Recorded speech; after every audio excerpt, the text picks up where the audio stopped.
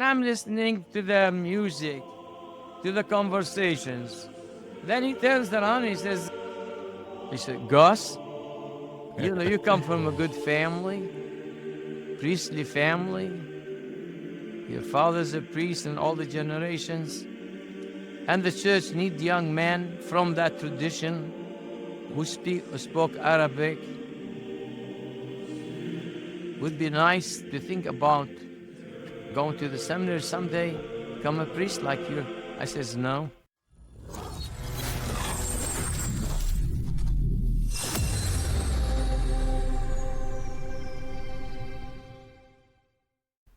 All right, we are back on the Faith of Our Fathers podcast. I am Theodore. That's Father Constantine over there. I think when we left off last time, I was going to ask you a question. You remember what it was? Yes, about how did I become a priest? Yeah. Did you always want to be a priest? How'd that work out? Were you always going to follow in your father's footsteps? To be truthful about it, I never really wanted to become a priest. I wanted to become an architect. An architect, okay. And when I was in high school, I took architecture class, drawings. So I wanted to become an architect. Being a priest's son, being a priest's son, we see a lot what's going on behind the scenes. And it is not easy life for a priest and wife and children of a priest. Right.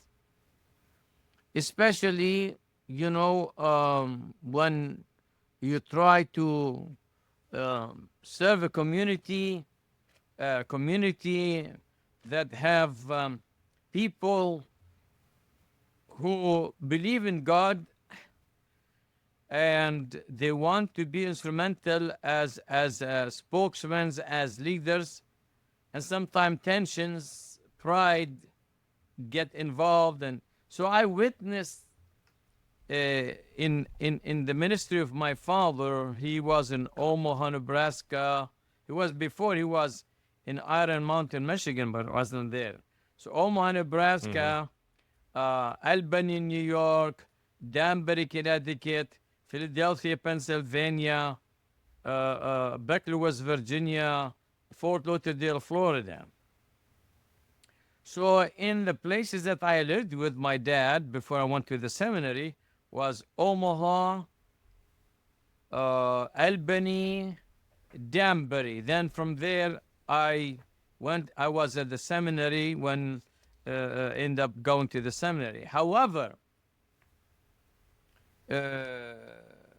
I was an altar boy. I helped little chanting. I remember my grandfather at the age of 7, 8, he would pull me near to the chanting stand, cantor stand, and he forced me to open my mouth by squeezing my ears. Sometime I would run, then he would able to go and get me to stand next to him. He want me to become a chanter. When my dad was... Which you did pretty... just as an aside here, you've got the best chanting voice of anybody I've ever heard. So it worked. It worked. Whatever he did, it worked. He squeezed my ear so much. My dad was a priest in Albany, New York. And in the summer of 1965, in the year of 1965, 65, Metropolitan Anthony Bashir asked Father Philip Saliba, who used to be the priest of St. George in Cleveland, Ohio, to take a sabbatical leave to go to St. Vladimir's. The Metropolitan then had ideas about hoping he will find men with good repute and respect and faith and dedication that he will gear them for the future, preparing them for such a position as shepherd of the church, servant of the church in that capacity. Mm-hmm. So Father Philip Saliba was studying at St. Vladimir's. And in the vacation, around little after Christmas vacation, um, he called my dad. He wanted to visit my dad because my father met Father Saliba while he was a deacon in Beirut, Lebanon. And Father Okay. Saliba was, that time Deacon Salib, was instructed by the Metropolitan of Beirut, Salibi, is Uh-huh. to take care of my dad and help him along the way. So the relationship cemented way back in Right. Lebanon in 54. So now he's in America, he's ordained, he's a priest. So he came with Father John Neme and with Father Michael Abraham. They drove from St. Vladimir's to uh, um, to Albany, New York, and we got excited. It was Saturday, just came for the day and leaving. So my mom was excited making food, and they arrived maybe around 11 o'clock for lunch, 11:30. Mm-hmm. So they sat down and they gathered and they talked, reminiscing over the past. And I was just a high school student, and uh, he sat and he began to talk. I was listening, and then they start chanting. He has a beautiful voice, Yeah. beautiful voice. And I'm listening to the music, to the conversations. Then he turns around and he said, Gus, your name is Gus? You come from a good family, priestly family. Your father's a priest in all the generations. And the church need young men from that tradition who spoke Arabic. Would be nice to think about being, going to the seminary someday, become a priest like you. I says, no, I don't want to. It's very hard. He says, no, you will be fine. Just pray about it. And so the conversation went about the ministry of the church, about old country, about many other places. And then we had lunch, good lunch. Mama prepared a good lunch. And Mm-hmm. then he wanted to see the church. So my dad put us all in the car. I mean, the three priests, the priest and the other two seminarians, and myself and my dad. And we went and had an ice cream on the way back. And in the car, they're talking and they're singing, chanting. Mm-hmm. My dad loved to Right. hear his voice. So when we came back, I knew that it will take 4 years of college, 3 years of seminary, 7 years. Right. So we gone back. My mom made coffee. Everybody drank. So we sat down. He says, "Can you, Gus, sing, chant something?" I said, "I don't know how to chant." He said, "Just something." So I know the troparia, a couple troparia, the first one and the second one, a few other things. So I chanted the troparia. He said, "I think you could do it. Yeah. Think about it." I don't know what happened. After the coffee, now he's ready to leave around 3 o'clock, 3:30. In our tradition is that when a priest walks into the home, everybody stands up to greet the priest. Mm-hmm. And when the priest leaves, everybody stand up and also greet the priest, receive the blessing of the priest. And we are in line, standing in the living room before he left, and my mom was in the kitchen, and I came to kiss his hand. I don't know what happened. I really don't know what happened. Immediately, I uttered those words. I said, I hope that within 7 years, he will ordain me a priest. Out of nowhere. You, it just Came came. out. It just came out of your Came mouth. out. Huh. He heard me. My dad heard me. The other seminary heard me. And my mom says, what did I hear? And the bishop, the father said, he said, hope in 7 years. I said, in hope 7 years. Well, in those days, he was not a bishop. He's a priest. Okay? Mm-hmm. So what happened, I don't know. But in February 19, that year, the new year 66, Metropolitan Anthony Bashir died. And they had an election, candidates for the position of the episcopacy. Mm-hmm. And he was chosen by God and by the faithful of the church, the priest of the church in America, and with the blessing of the Holy Synod of Antioch. And he was chosen to become the Metropolitan of the New York of all North America. Wow. So he went from priest to Yes. just priest Yes. straight to Metropolitan? Straight to Metropolitan. Wow. And it happened within the church, of course.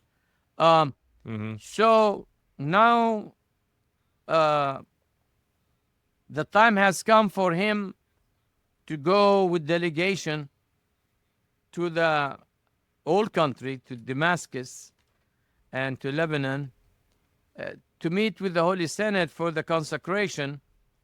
And so delegation went from the East Coast and other places to Kennedy Airport.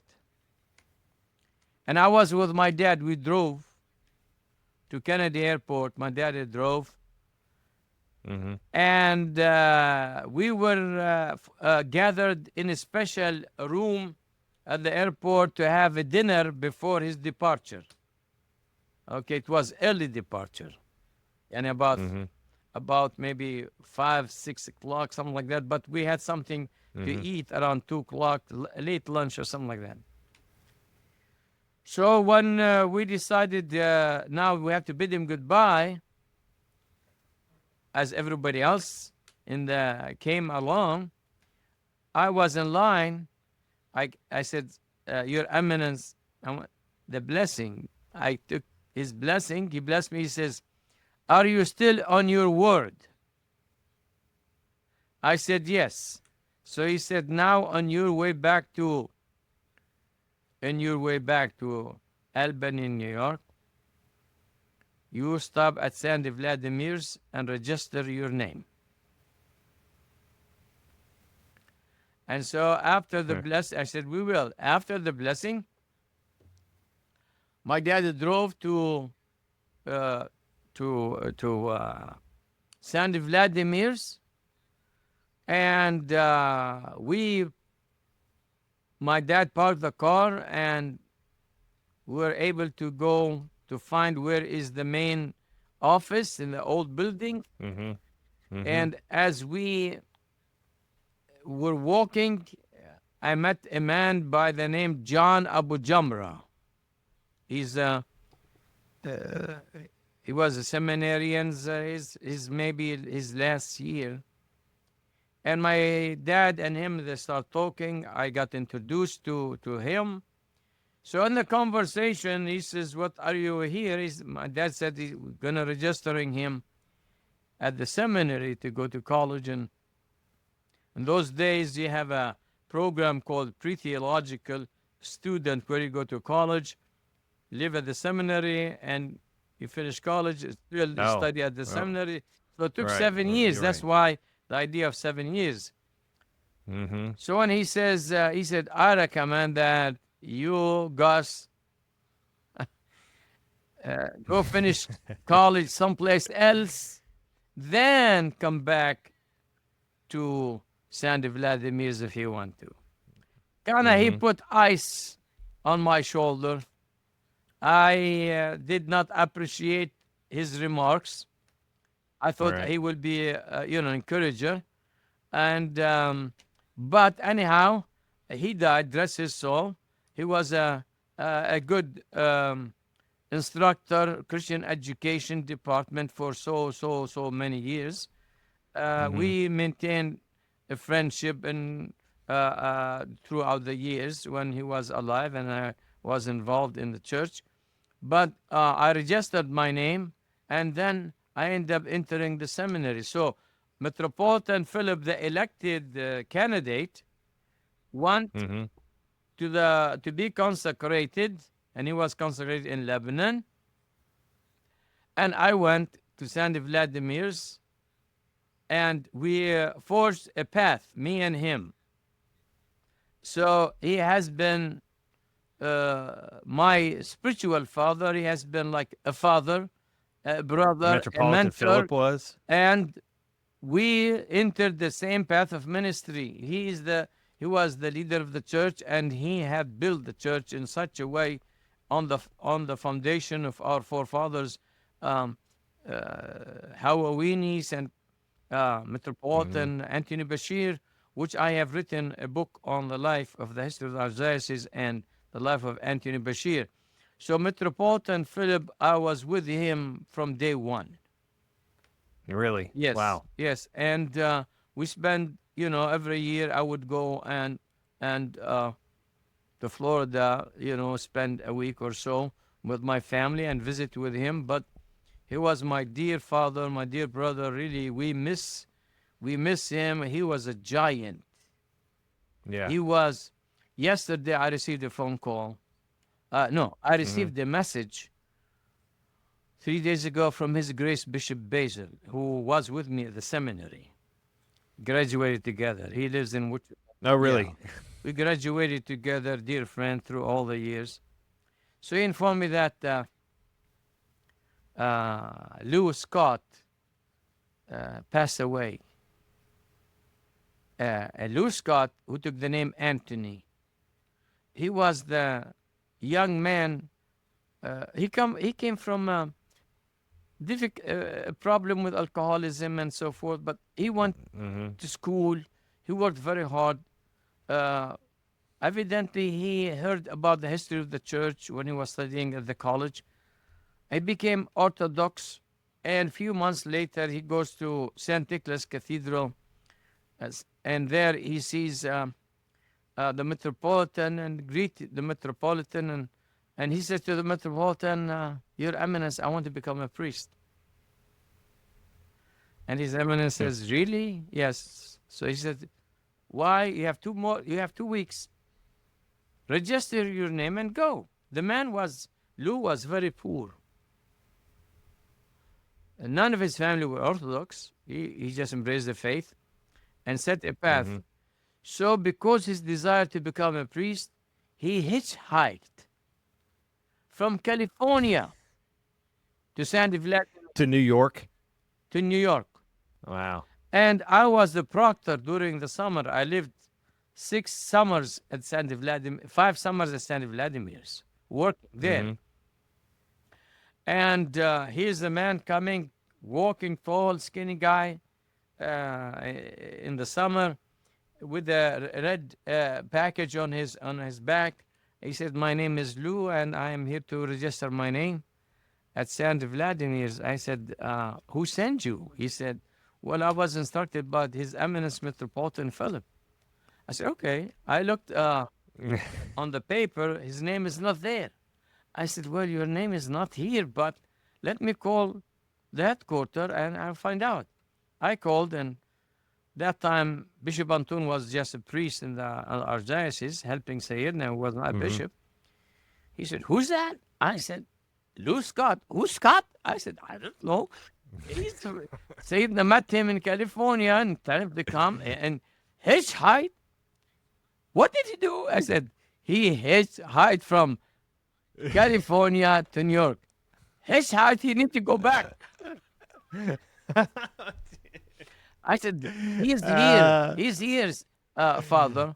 He says, okay, let me check with the Metropolitan. I guess an hour later, I received a phone call from him, say, yes, let him register. And he registered his name. And he studied, graduated, became a very faithful priest in the archdiocese and worked. Because he met His Eminence in California? Yes, he just on the that's side. wow. And so his first year, we were invited to St. George in Patterson in New Jersey for the feast of St. George, April 23rd. They're having a banquet, annual thing. And so we went, all the seminarians, in a caravan, and we end up in New Jersey following the Metropolitan's car. And when we got out, we waited for His Eminence and the entourage to come out. And His Eminence looks at this young man. He's shivering. It's cold. Everyone have a sweater or a coat. He said, don't you have a sweater or a coat? He said, no, I don't have. So His Eminence had a beautiful cashmere coat. Black. Beautiful. He take it and he says, put it on you. He said, no, I'm saying you take it, put it on you. So he wore the cashmere coat and went inside the church, inside the banquet. In the end, we follow out. He carried the coat to give it to the Metropolitan. The Metropolitan looked at him. He said, Scott, Lou, that is your coat. Put it on. Wow. So he thanked him Wow. and he put the coat on. I never forget the kindness of Metropolitan. I wonder where that is now. Well, he used it throughout the years, Scott, Yeah, right. maybe with his family, but the generosity of the Spirit. Yeah. When I was hungry, Yeah. you fed me. When I was in prison, you visited me. When I was naked, you clothed me. He saw the man in cold weather, and he has this coat. He has a jacket. The Metropolitan said, no, you take it. That's yours. That's awesome. That's yours. That's awesome. So I have witnessed and blessed by a giant man, a servant of God, who really loved the church and loved the people. And he did a lot for this country, for our communities, and for mission evangelism, for the former evangelicals, for expanding the church from 66 parishes into 300 parishes. He had done so much helping the mother church, the school, the Belement, the mother church of Antioch. He was forging a movement for a pan-Orthodox, American Orthodox church to be one. He was a dreamer for that, but he was a fighter for that. But also he was a fighter for justice, quality, liberty. He see the injustice and he will speak about it. You know, so if I have to live again, somebody asked, will you become a priest? I said, absolutely, no doubt. I never turned my back this way, regretting. It was calling from God, and it was a prophecy that after 7 years, He ordained me a priest. Yeah. Who thought he's going to become a... Brought it all the way around. Huh? That's good. That's awesome. That's a living testimony, living a prophecy where people witness this. You know? So That's awesome. I'm grateful for that visit, you know. And I when he died, I was there. I touched his hand when it was even warm. Yeah, it happened to be I was in Florida. But I'm grateful. He'll probably be a saint someday, right? Don't you think? Well, you know, you pray for 100 years from now. You pray for people. You know, I another note that we can explore later on is about, you know, the story of Metropolitan Anthony Bashir. Yeah. wind Yeah. up Yeah, we're writing good. his story. That's on my The man list. I Yeah, that's on the my man list. I did not really like. Why I didn't Hey. like him? What's happened? What happened now? I love him. Yeah. There's things. Yeah. There's a change, a transformation of the mind, the heart, the soul Yeah. of man when you get to know people. You know, The Holy Spirit. absolutely the role of the Holy Spirit. Thank you so much for joining us tonight. Please don't forget to like this video and subscribe to the channel. It really helps us spread the word about the show. So, for Father Constantine, I'm Theodore, and we'll see you on the next episode of the Faith of Our Fathers podcast.